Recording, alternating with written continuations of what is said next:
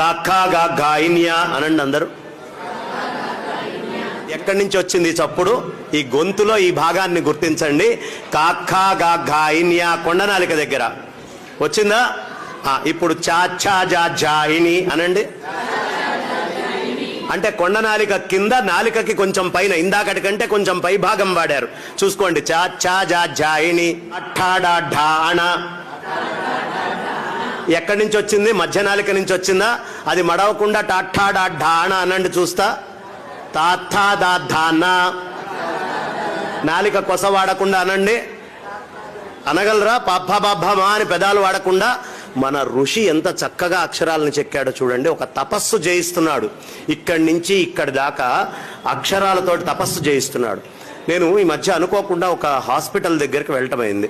మాకు తెలిసిన రోడ్ని తీసుకొని వెళ్ళాను. ఆయనకి చెయ్యి ఇట్లా వణుకుతోందమ్మా. డాక్టర్ కృష్ణ సుబ్రహ్మణ్యం గారి ఆర్థోపెడిక్, ఆయన న్యూరో, ఆయన కూడా పక్కన కూర్చొని ఉన్నారు. ఏమండి చెయ్యి ఇలా వణుకుతోంది అన్నాడు. అంటే ఆయన మామూలు ఏదో టెస్ట్ చేయాలి కదా. ఆయన ఏమడిగాడంటే, ఏమండి దృష్టద్యుమ్నుడు దృష్టద్యుమ్నుడు దృష్టద్యుమ్నుడు అని ఆగకుండా 10 సార్లు అనండి అన్నాడు. అంటున్నాడు, మాట రావట్లేదు. అయ్యా, ఈ మాటని బట్టి నాకు అర్థమైంది, మీ నరాలలో ఒక రకమైనటువంటి శక్తి మొత్తం కోల్పోయారు, తద్వారా మీరు బయటికి మాట్లాడలేకపోతున్నారు అని చెప్పాడు.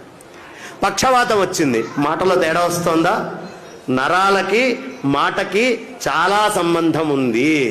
తాతయ్య గారి పుస్తకంలో ఉండేది, పశర్లపాటి వాసుదేవయ్య శాస్త్రి గారు చాలా అద్భుతంగా రామాయణము, వాసుదేవ రామాయణం అని రాశారు. ఆయన సురద్విక్షరభ్రాడ్ధను పృథ్వీద్రేధృతరోషధీడ్కరుచి వాగ్వక్త్రక్షరేడక్షర ఇలా రాసుకుండేవాళ్ళు.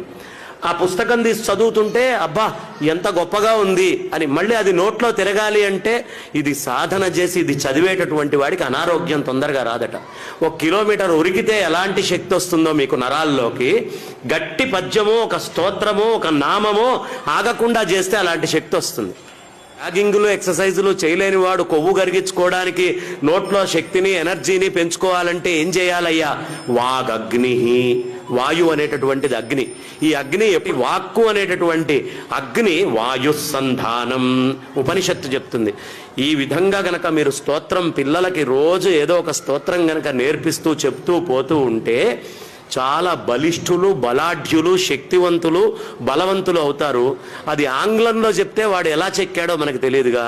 మన ఋషి అయితే చాలా అద్భుతంగా చెక్కి దీన్ని పెట్టాడు.